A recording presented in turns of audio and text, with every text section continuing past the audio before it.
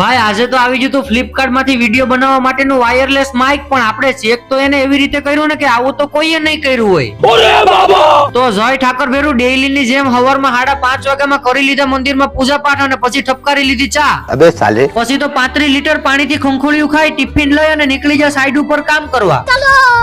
Side ઉપર પહોંચીને બદલાવી લીધા કપડા અને પછી કરી દીધું વેલ્ડિંગ નું કામ ચાલુ. તમારે કોઈને વેલ્ડિંગ કરાવવું હોય તો કીજો હો. ઓર ભેગું થાને ભાઈ. હા તો જો હાયલા આવે છે જાણે કેમ કોક ની જાનમાં જતા હોય. હવે આપણે ઘડીક વાર કામ કર્યું તો થઈ ગયું તું બપોર, એટલે આપણે પહોંચી ગયા પાર્સલ લેવા, કારણ કે આપણે મગાવ્યું તો ફ્લિપકાર્ટ માંથી વાયરલેસ માઇક.